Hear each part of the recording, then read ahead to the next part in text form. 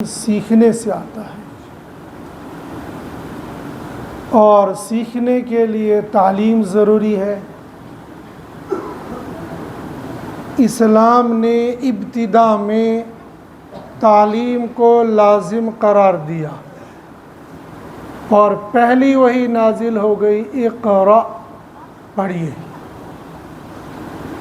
گزشتہ جمعہ کو ہم نے سنا تھا کہ حضرت جبریل علیہ السلام نے آ کر سب سے پہلا لفظ جو سنایا تھا وہ تھا اقرأ، پڑھیے۔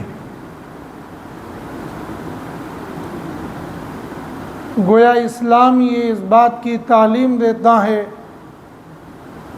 کہ انسان کی زندگی کا بنیادی مقصد وہ تعلیم ہے، وہ پڑھنا ہے۔ لیکن پڑھنا کیا ہے؟ بسم ربک، اپنے رب کا نام۔ رب کا نام، گویا یہ تعلیم مل گئی کہ جب بچے نے بالکل بولنا شروع کرنا ہو تو اس کی زبان سے ہی اللہ کا نام نکلنا چاہیے۔ اسلامی تعلیم یہ مل گئی کہ ایک مسلمان کو بلکہ انسان کو ابتدا سے اللہ کا نام لینا ہے۔ پوری دنیا کے اندر جو شور مچایا جاتا ہے کہ مسلمان تعلیم کا مخالف ہے، مسلمان تعلیم کا مخالف کیسے ہو سکتا ہے جبکہ مسلمان کی کتاب قرآن ہی پہلی وحی میں یہ کہہ رہی ہے کہ پڑھو۔ پھر پڑھائی کو ہم نے تقسیم کر لیا، دنیاوی اعتبار سے، دینی اعتبار سے، لیکن اصل تعلیم وہ دینی تعلیم ہے جس کو قرآن نے دوسری جگہ بیان کیا، هل يستوي الذين يعلمون والذين لا يعلمون، کیا جاننے والے اور نہ جاننے والے دونوں برابر ہو سکتے ہیں؟ جاننے سے مراد قرآن کی تعلیم، نہ جاننے سے مراد قرآن سے ناشنا لوگ۔ جو دنیا کی پڑھائی ہے وہ تعلیم نہیں ہے، وہ فن ہے۔ ہاں، اردو زبان کے اندر ہم اس کو بھی طالب علم کہتے ہیں جو اسکول میں جائے گا، اس کو بھی طالب علم کہتے ہیں جو مدرسے میں جائے گا، لیکن علم قرآن کا نام ہے، باقی فنون ہے، فن ہے، مہارت ہے۔ لفظ کے اعتبار سے ہم اس کو علم کہیں گے، حقیقت کے اعتبار سے علم صرف قرآن ہوگا۔ اور قرآن ہمیں فنون کو حاصل کرنے سے منع نہیں کرتا، قرآن ہمیں علم سیکھنے سے منع نہیں کرتا۔ حتیٰ کہ قرآن گارے مٹی کی تعلیم حاصل کر لینا، شجر اور حجر کی تعلیم حاصل کر لینا، اس سے بھی منع نہیں کرتا ہے۔ کوئی مفتی کسی آدمی کو پتھروں کو تعمیر کے لیے تراشنے سے منع نہیں کرے گا، کوئی مفتی لکڑی کے نقش و نگار کو بنانے کے لیے کرنے کے لیے منع نہیں کرے گا۔ چھان کام کرنے خاطر کرس نہ کانتی مانا، دسل کام کرنے خاطر کرس نہ اسلام ذاتی مانا۔ مٹی کی اینٹیں، مٹی کی تعمیر کرنے کے لیے اسلام منع نہیں کرے گا، لیکن یہ سارے کام آئیں گے سیکھنے سے، بغیر سیکھے کے نہیں آئیں گے۔ جب یہ دنیا کی چیز سیکھنی ہوتی ہے تو دنیا والے خود کہتے ہیں استاذ بغیر نہائشن تگن دوست دیتھن، بغیر استاد کے اینٹ پر اینٹ رکھ نہیں سکتے، بغیر استاذ کے پتھر پر پتھر نہیں رکھ سکتے، بغیر استاذ کے لکڑی کو چیر نہیں سکتے، بغیر استاذ کے لکڑی کو جوڑ نہیں سکتے۔ جب پتھر کو پتھر پر استاذ کے بغیر نہیں رکھ سکتے، جب دو لکڑیوں کے درمیان جوڑ بغیر استاذ کی تعلیم کے نہیں جوڑ دے سکتے، جب مٹی کو مٹی پر بغیر استاذ کے سکھائے نہیں رکھ سکتے، پھر قرآن کو بغیر استاذ کے کیسے سیکھا جا سکتا ہے؟ لیکن یہ دنیا والوں کی سوچ بن گئی ہے، اور اس سوچ میں مسلمان بہہ گیا ہے۔ یہ اسلام کی سوچ نہیں، یہ قرآن کی سوچ نہیں ہے کہ قرآن کا مطالعہ کرو تم قرآن کے ماہر بن جاؤ گے، تم حدیث کا مطالعہ کر لو تم حدیث کے ماہر بن جاؤ گے۔ گزشتہ جمعہ کو عرض کیا تھا، اگر اللہ چاہتے تو قرآن کریم کو اس مصحف کی شکل میں خانہ کعبہ کے اندر رکھوا دیتے، حضرت جبریل علیہ السلام کے ذریعے سے اعلان کروا دیتے، یہ قرآن ہے، اس کو لو، اس کو پڑھو اور اس کو سیکھو، یہ تمہارے لیے کافی ہے۔ لیکن ایسا نہیں ہوا، اس لیے کہ قرآن بغیر سکھائے سیکھا نہیں جا سکتا، بغیر پڑھائے پڑھا نہیں جا سکتا۔ لیکن دنیا والوں نے یہ بتا دیا قرآن آسان ہے، دین آسان ہے، شریعت آسان ہے، لہذا خود مطالعہ کر لو تم عالم بن جاؤ گے، خود مطالعہ کر لو تم محدث بن جاؤ گے، خود مطالعہ کر لو تم مفسر بن جاؤ گے۔ یہ صرف تعلیم کی حد تک ہوگی، سننے کی حد تک ہوگی، سیکھا نہیں جا سکتا ہے۔ اگر اپنی عقل سے قرآن کو سیکھنے لگ جائے تو بندہ گمراہی کی طرف جائے گا۔ قرآن کو پڑھتے پڑھتے بندہ گمراہ ہو جائے گا، قرآن کو سیکھتے سیکھتے گمراہ ہو جائے گا، اگر استاذ کی رہبری اور رہنمائی نہیں ہوگی۔ اس کو کشمیری میں کہتے ہیں، ہاتھ کے ہتھ کنڈوں کو ہاتھ نہیں دکھانا چاہیے، مطالعے کے مولوی سے مسئلہ نہیں پوچھنا چاہیے، دوائی بیچنے والے کو ڈاکٹر نہ سمجھو، اردو کتاب کا مطالعہ کر کے اپنے آپ کو مولوی کہنے والے کو مولوی نہ سمجھو۔ ساری زندگی دکان پر دوائیاں بیچنے والے کو کوئی بندہ یہ نہیں کہے گا یہ MBBS ڈاکٹر ہے، حالانکہ وہ ماہر ہو چکا ہوگا۔ نیند میں بھی اس کو پوچھو کہ سر میں انتہائی درد ہو گیا ہے، فوراً کہے گا گیس چڑھ گئی ہے۔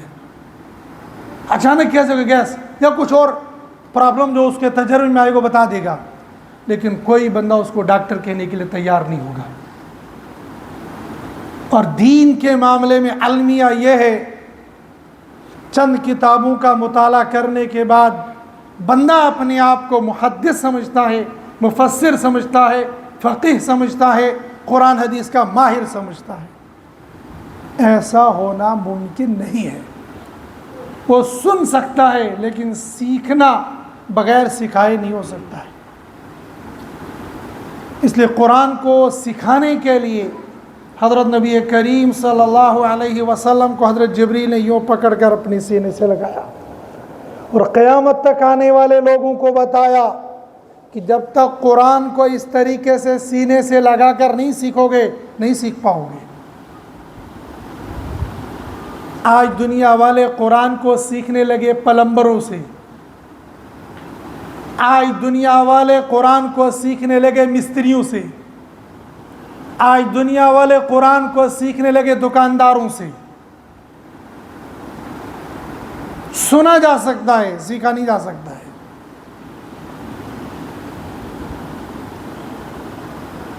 قرآن کا اردو ترجمہ پڑھ کر بندہ گمراہ ہو سکتا ہے، اس لیے کہ جو الفاظ یہاں پر موجود ہے کیا اس کا وہی مطلب ہے یا کوئی اور مطلب ہے؟ ہمارے بزرگوں میں سے بزرگ گزرے ہیں، مادر علمی دارالعلوم دیوبند کے مایاناز شاگردوں میں بھی اور مایاناز اساتذہ میں بھی ان کا شمار ہوتا تھا، مفتی محمود الحسن صاحب نور اللہ مرقدہ، اللہ نے حاضر جوابی دی تھی۔ ایک موقع پر ان کے سامنے ایک بندہ جو آنکھوں سے تھوڑا معذور تھا کہنے لگا، تم لوگوں نے، تم مولویوں نے قرآن کو مشکل بنا دیا ہے اور بلا وجہ کی قرآن حدیث میں تعویلات کرتے ہو۔ قرآن بہت آسان ہے، قرآن بہت سہل ہے، کوئی بندہ بھی سیکھ سکتا ہے، کوئی بندہ بھی پڑھ سکتا ہے۔ حضرت فرمائے بالکل، لیکن ہر بندے کے بس میں سمجھنا نہیں ہے، ہر بندہ سمجھ نہیں سکتا ہے۔ وہ بحث کرنے لگا کہ تم بلا وجہ کی تعویلات اور تعبیرات قرآن کے اندر کہتے ہو، اس یہ لفظ یہ ہے، اس کا یہ مطلب نہیں، اس کا مطلب یہ ہے۔ جیسے آج کے لوگ کہتے ہیں، آج ڈکشنری کا دور ہے، انٹرنیٹ کا دور ہے، کتابوں کا دور ہے، لفظ کو گوگل میں ڈال دو سارے مطالب نکل جائیں گے۔ اب تو گوگل کے اندر فوٹو ڈال دو، فوٹو کے ذریعے سے وہ سارے مطلب بیان کر دے گا۔ واقعی ایسے اعتبار سے ترقی بہت ہو گئی ہے، اس میں کوئی دو رائے نہیں ہے، لیکن کیا وہ مطلب سمجھا جا سکتا ہے جو بیان کیا گیا ہے، یا وہ لفظ وہ بتائے گا جو ظاہری الفاظ ہوں گے؟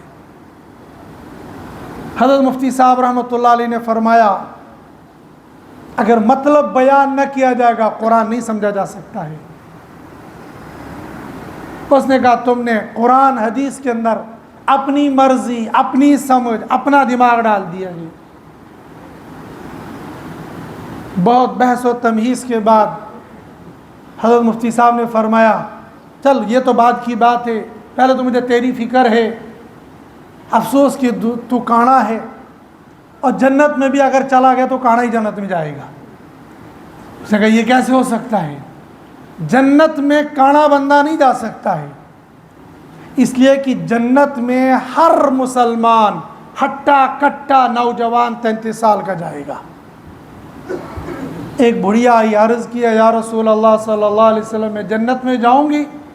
آپ نے فرمایا بڑھیا جنت میں نہیں جائے گی۔ تو بڑھیا رونے لگی، اس نے یہ سمجھا کہ میں بڑھیا جنت میں نہیں جاؤں گی۔ اللہ کے نبی صلی اللہ علیہ وسلم کے کہنے کا مطلب یہ نہیں تھا کہ تو بڑھیا جنت میں نہیں جائے گی، یعنی کوئی بندہ بڑھاپے کی حالت میں جنت میں نہیں جائے گا، اس لیے کہ بڑھاپا بھی ایک عیب ہے۔ بڑھاپا بظاہر بہت اچھی بات نہیں ہے، بڑھاپا بظاہر عیب ہے، دینی اعتبار سے بھی دنیاوی اعتبار سے بھی۔ بندہ جوانی میں آدھی رات کھڑے ہو کر نوافل پڑھتا ہے،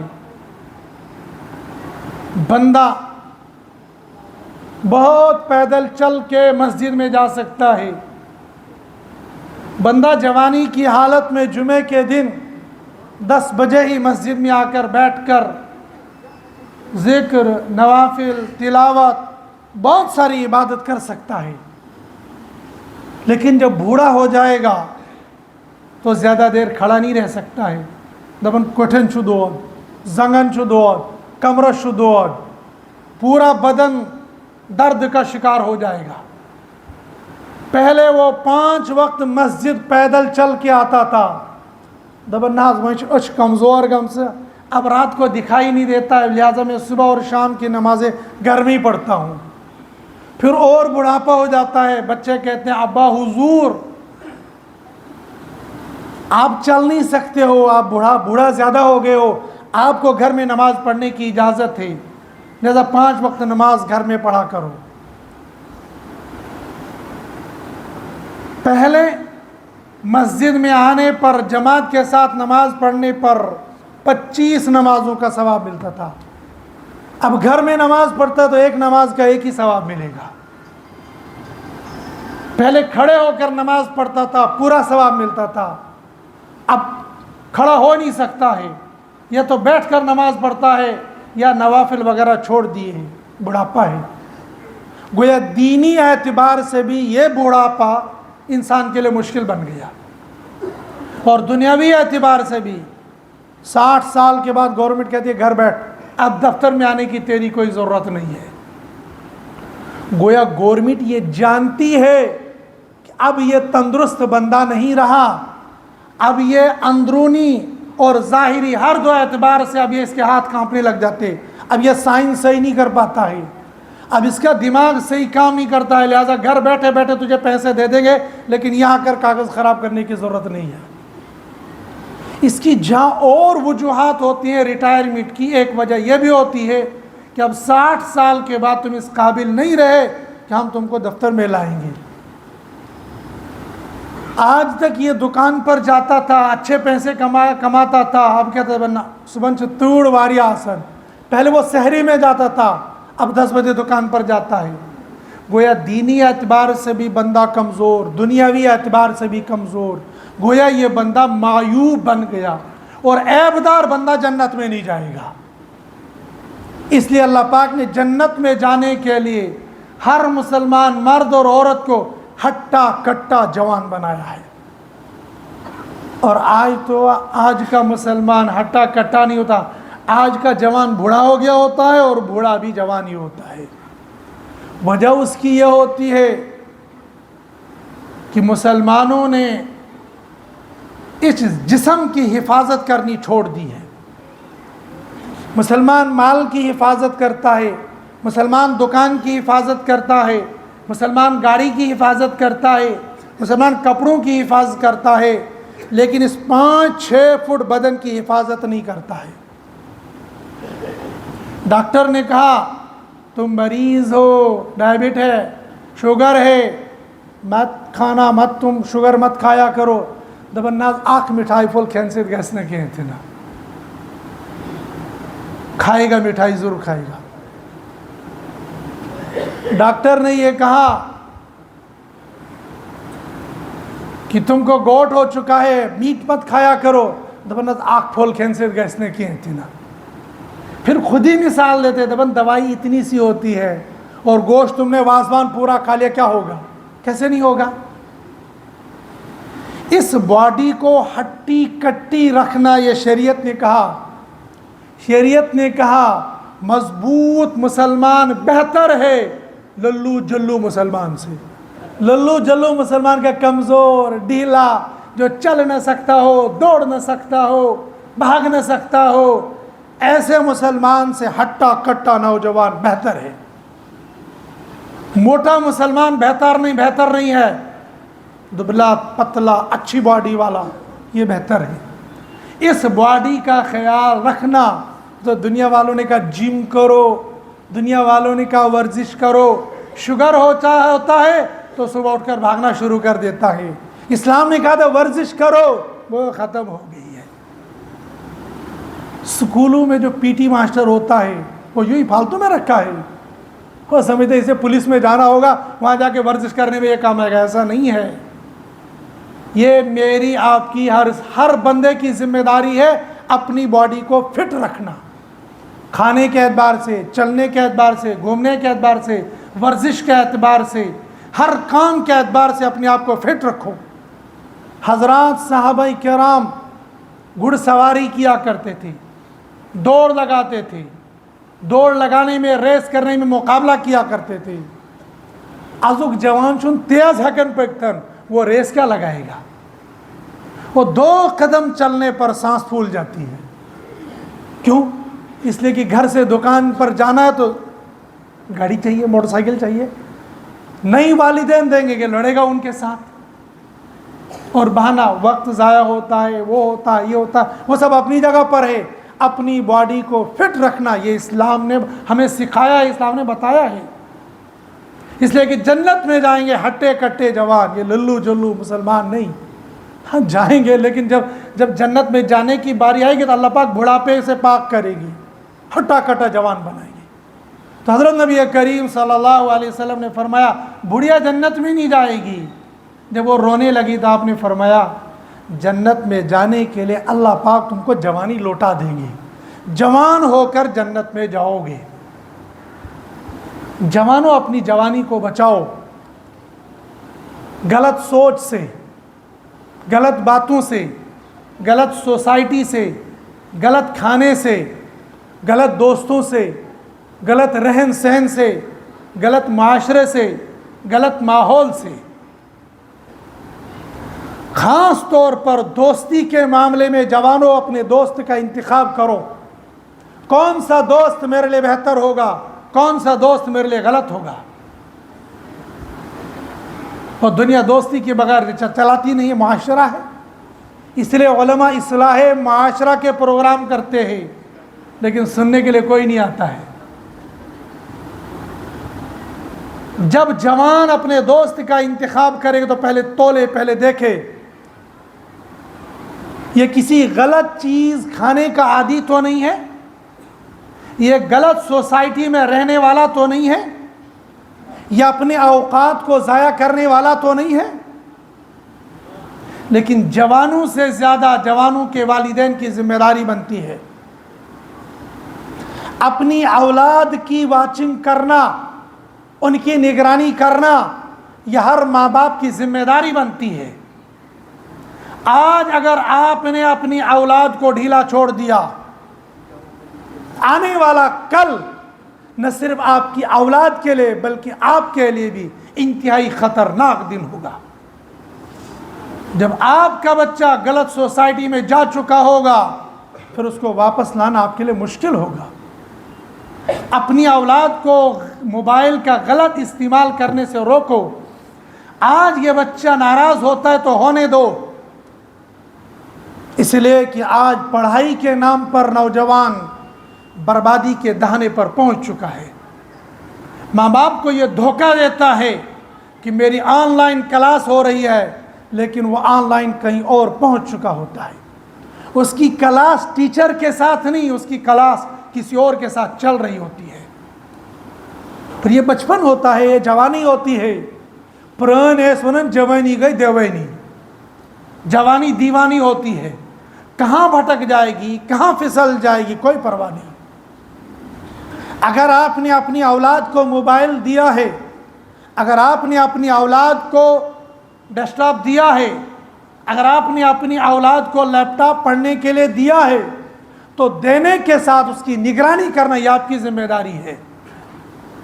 इस बच्चे ने इस मोबाइल के अंदर कितनी ऐप्स रखी हैं, कितनी गेम्स रखी हैं, और अपनी औलाद को मोबाइल लॉक करना हरगिज़ मत होने दो।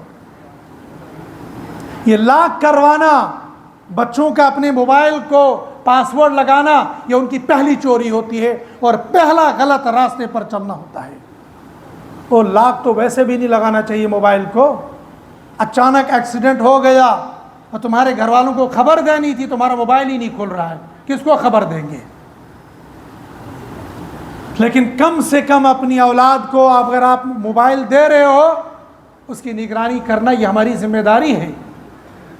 छोटे छोटे बच्चे जो ड्रग्स के अंदर मुब्तला हो रहे हैं, नशा कर रहे हैं, पी रहे, खा रहे हैं, इंजेक्शन लगा रहे हैं, बुनियाद यहीं से बनती है। और ये तालीम के नाम पर हो रहा है। अब तालीम रही नहीं, तालीम तो बिजनेस बन गया है। ठीक है, बहुत सारी चीज़ें इंटरनेट के ज़रिए से मिलती है, लेकिन खुदारा ये स्कूल वाले अपनी होमवर्क भी मोबाइल पर दे देते हैं। इन टीचरों को, इन चेयरमैनों को, इन फीस लेने वालों को फ्री में पैसा ले लेना, ये इनके लिए आरामदेह बन गया है। पढ़ाना आपकी जिम्मेदारी थी। स्कूल में क्लास में पढ़ाएंगे नहीं तो बना शुभ तो व्हाट्सअप कोर मतन होमवर्क तती कर जाओ। काश की कौम बेदार हो जाती, कौम जिंदा हो जाती। मर चुकी है कौम, बर्बाद हो चुकी है कौम, और अपने आप को जिंदा कहते हो। आपकी औलाद को कत्ल किया जा रहा है और आपको खबर भी नहीं है। तालीम के नाम पर जाहिल बनाया जा रहा है, लेकिन पता नहीं लग रहा है। हजारों रुपए की फीस देते हो किस चीज की? तालीम जीरो, तरबियत जीरो, हैंड राइटिंग जीरो, सब कुछ जीरो है। لیکن تمنا میون باشو پڑھن پڑھتا کچھ نہیں ہے. جوانوں اپنی جوانی کی حفاظت خود کرو. یہ جوانی آپ کو دین کے لیے بھی کام آئے گی, دنیا کے لیے بھی کام آئے گی.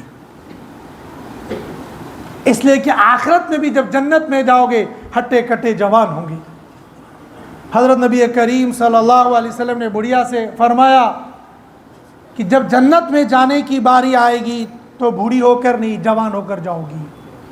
تو کوئی بھی آدمی جنت میں عیب دار بن کر نہیں جائے گا. حضرت مفتی صاحب نور اللہ مرقدہ نے فرمایا مجھے افسوس ہے تیرے لیے, تو دنیا کے اندر بھی کانا ہے, اور جب جنت میں جانے کا وقت ہوگا, آخرت ہو گیا, تو آخرت میں بھی کانا ہو جائے گا.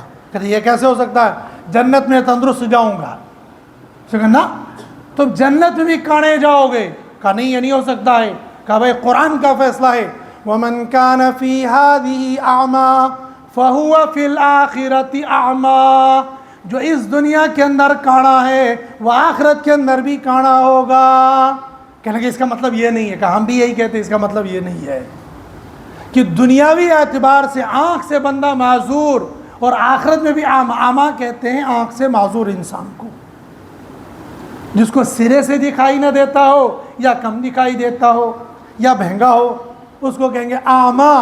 تو قرآن نے کہا وَمَنْ كَانَ فِي هَذِهِ أَعْمَى, جو آدمی اس دنیا کے اندر اعمیٰ ہے, نابینا ہے, فَهُوَ فِي الْآخِرَةِ أَعْمَى, تو وہ آخرت کے اندر بھی اعمیٰ نابینا ہوگا. کہنے کہ اس کا مطلب یہ نہیں, کہ ہم بھی یہ کہتے اس کا مطلب یہ نہیں ہے. قرآن سمجھنا ظاہری الفاظ سے ممکن نہیں ہے, سمجھنے کے لیے استاد چاہیے گا.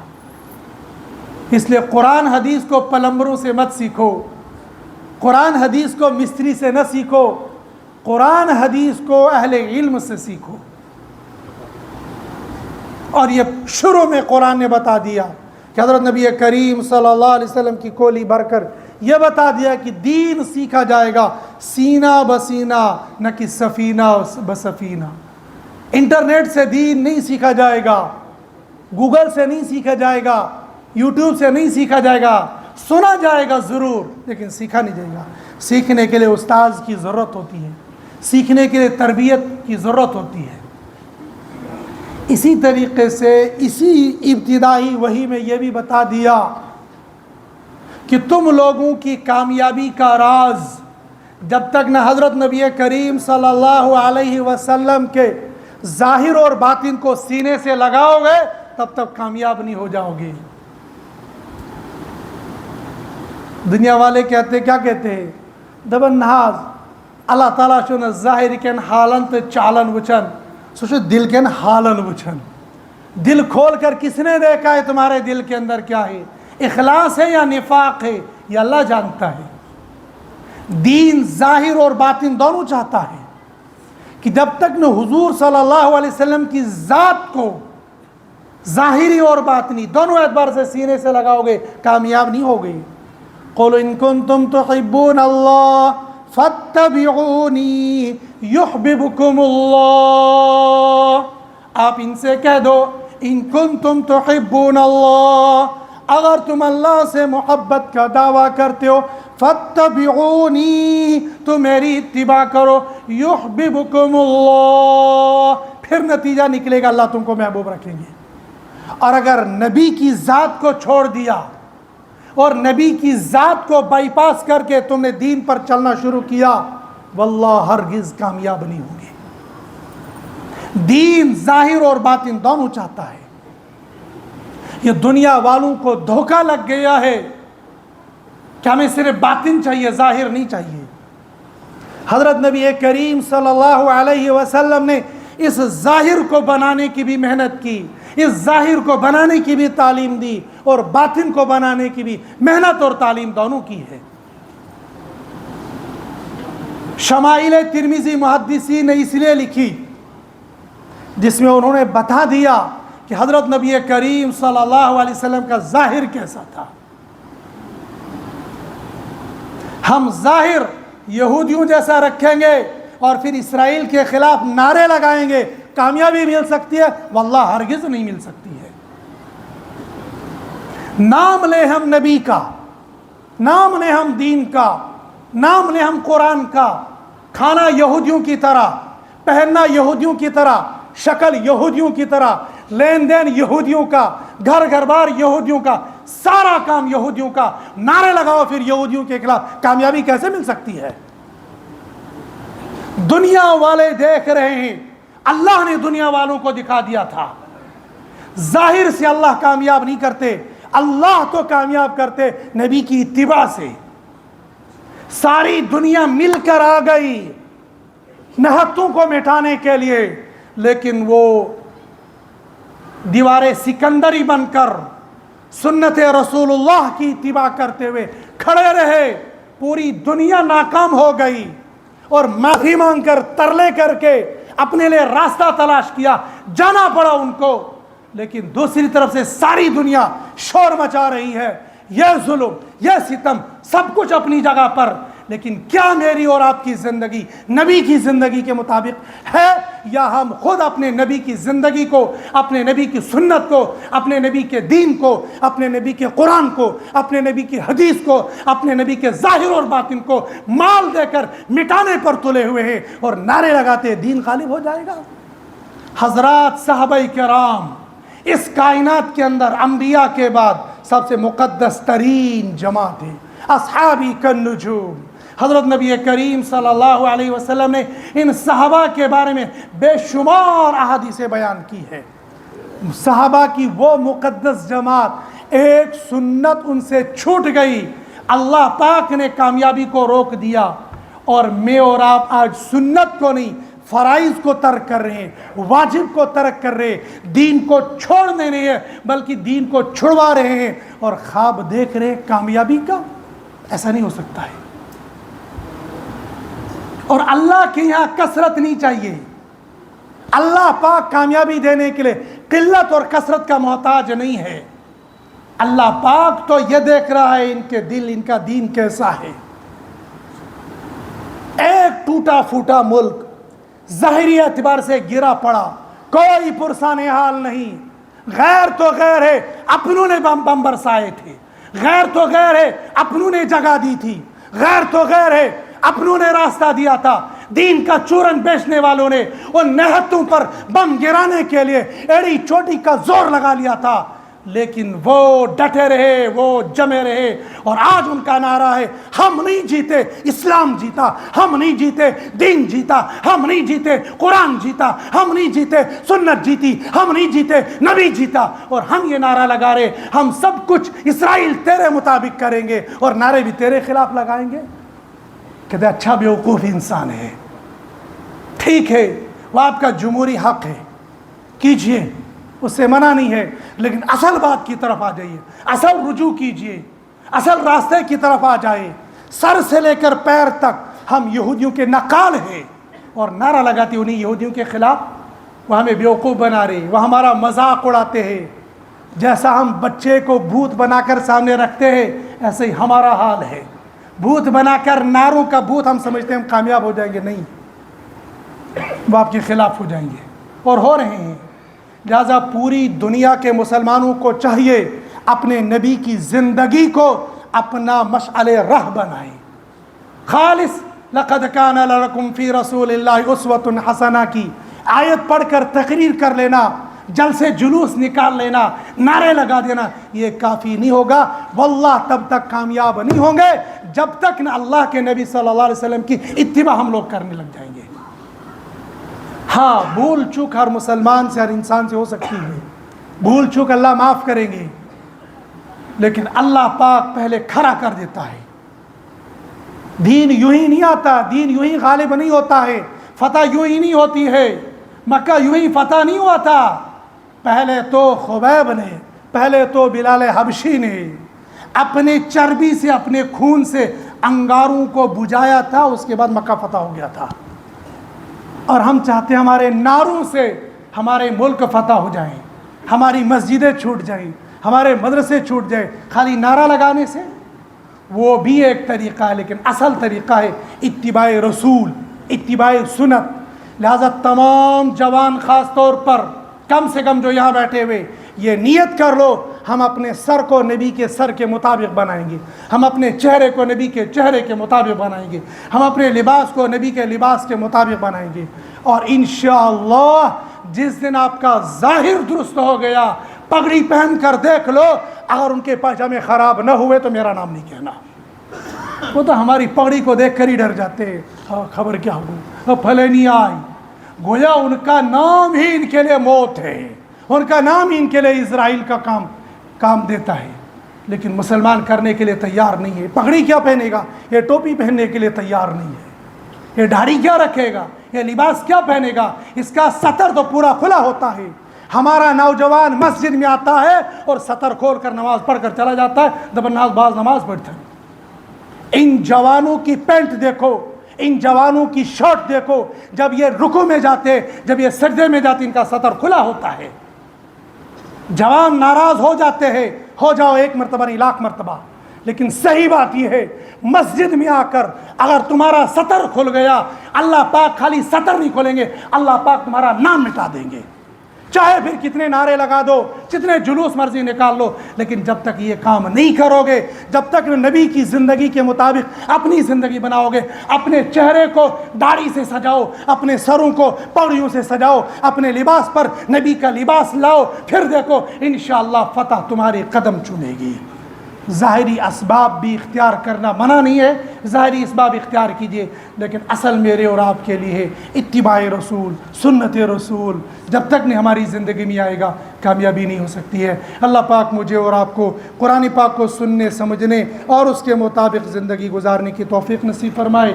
وآخر الدعوانا الحمد للہ رب العالمین۔